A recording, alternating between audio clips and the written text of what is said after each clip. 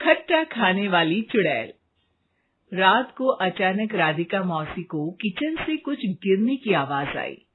उन्होंने बाहर निकल के देखा तो किचन में उन्हें कोई सफेद साड़ी में दिखा। वो चीख पड़ी, हे भगवान, आलतू जलाल तू आई बला को टाल तू, आलतू जलाल तू आई बला को टाल तू। राधिका मौसी को चीखते सुनकर श्रवण बाहर आता है भागते हुए। अरे माँ, क्या हुआ? क्या देख लिया? दादी माँ आ गई क्या सपने में? अरे बेटा, रसोड़े में देख तो कौन है? श्रवण रसोड़ी में झांक कर देखता है और उसे कोई नहीं दिखता अंदर। अब रसोड़ी में तो कोई नहीं है माँ। कोई सफेद साड़ी में नहीं है क्या? नहीं माँ, कोई भी नहीं है। चिल्लम चिल्ली की आवाज सुनकर काजल भी वहां आ जाती है। अब क्या हो गया माँ जी? अरे बेटा, रसोड़े में एक चुड़ैल थी सफेद साड़ी में। अरे क्या कर रही थी वो अंदर?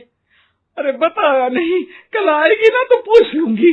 चुड़ैल जी, आपका क्या प्लान है? माँ जी, रात बहुत हो गई है, आपने कोई बुरा सपना देखा होगा, चलिए सो जाइए।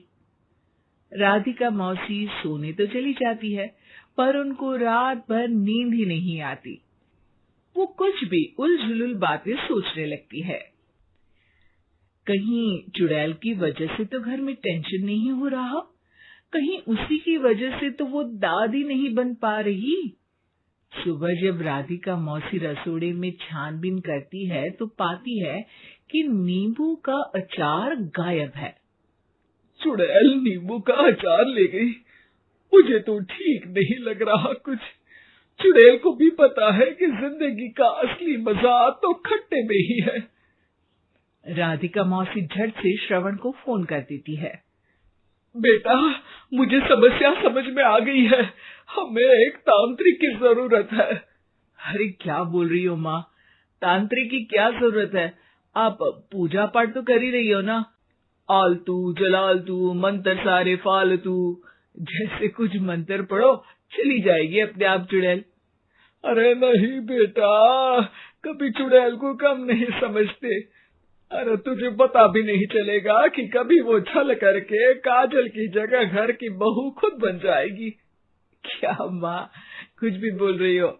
कहाँ काजल और कहाँ चुड़ैल? वैसे एक बात बताओ, काजल को अगर गाने के लिए बोल देना तो चुड़ैल काजल की आवाज सुनकर घर तो क्या, धरती लोग छोड़कर चली जाएगी। तुम ना पढ़े लिखे बच्चे हर चीज को मजाक समझते हो। तुम रहने दो, मैं खुद ही तांत्रिक को बुला लेती हूँ। अच्छा सुन, शाम को इमली लेके आना। क्या है कि चटनी खाए बहुत दिन हो गए है ना?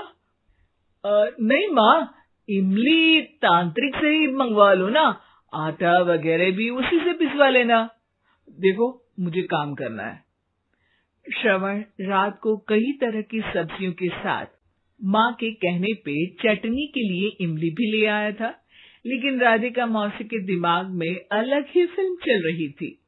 उन्हें अब सिर्फ शक ही नहीं यकीन होने लगा था कि शायद चुड़ैल ने श्रवण पर अपना जाल बिछा दिया था, जिस वजह से श्रवण उनकी बात ही नहीं मान रहा था। पर कोई नहीं, आने वाली रात में राधिका मौसी खुद तैयार हो गई चुड़ैल को पकड़ने के लिए। रुद्राक्ष की माला, तुलसी का पत्ता, हनुमान चालीसा सब हाथ के पास ही था, बस चुड़ैल का इंतजार था। और जैसा राधिका मौसी ने सोचा था वैसा ही हुआ। वो चुड़ैल उस रात भी आई, पर वो राधिका मौसी से तेज निकली और राधिका मौसी के उससे पकड़ने के पहले ही वो भाग खड़ी हुई। जरूर बहू पे साया है उस चुड़ैल का, तभी तो श्रवण के कमरे में गई है। और अगली सुबह राधिका मौसी पिछली रात हुए हमले में किन चीजों का नुकसान हुआ उसका हिसाब लगा रही थी। उनके खेमे से एक आम के अचार की शीशी भी गायब हो चुकी थी और वो इमली भी जो कल श्रवण लेकर आया था। राधिका मौसी इस बारे में सोच ही रही थी कि श्रवण जल्दी से रसोड़े में आकर दवाइयों की पोटली ढूंढने लगता है। अरे बेटा, क्या हो गया? अब माँ, वो काजल की तबीयत खराब है, बहुत घबराहट हो रही है उसे। हे भगवान, मैंने पहले ही कहा था कि तांत्रिक को बुला लेते हैं, पर नहीं। अब देखो, उस चुड़ैल ने काजल को अपने वश में करना शुरू भी कर दिया है।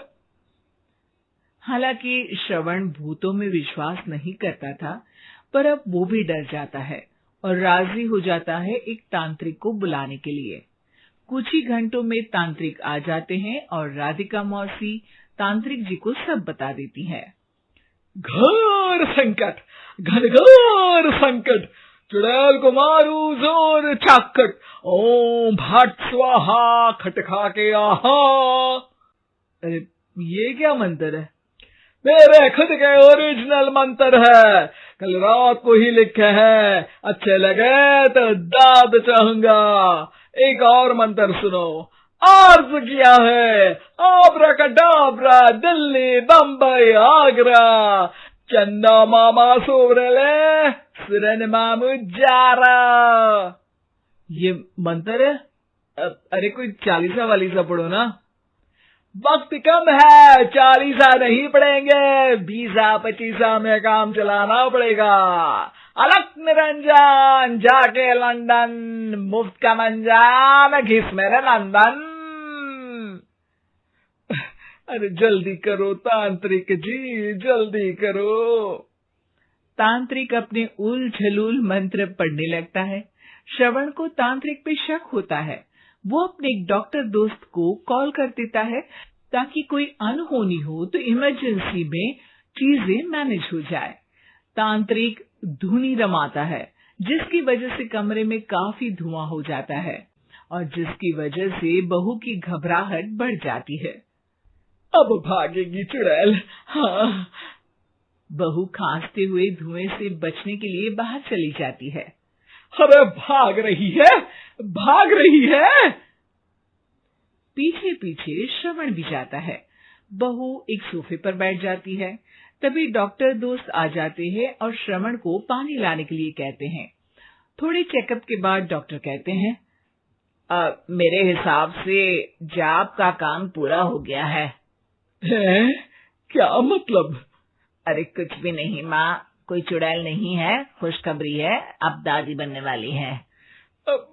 मगर वो सब अचार के डब्बे। श्रवण दोनों अचार के डब्बे अपनी माँ को दिखाता है, जो कि उनके बिस्तर के नीचे छुपे हुए थे। आपने सही बोला था माँ, वो चुड़ैल काजल ही थी जो खट्टा खा रही थी। हमें कल ही पता चला, पर हमने आपको ये तांत्रिक वाला काम करने दिया ताकि आपको भरोसा हो जाए कि भूत वगैरह कुछ होता ही नहीं। अच्छा अच्छा, ये तो बड़ी खुशी की बात है। पर बेटा, मुझे एक झाड़ू तो ला दे। क्यों माँ? ये तांत्रिक का भूत उतारती हूँ मैं। अब तांत्रिक राधा मौसी के डर से घर से भाग निकलता है और राधा मौसी उसके पीछे भागती है। अरे संकट ये घनघोर है, तांत्रिक मुआ चोर है।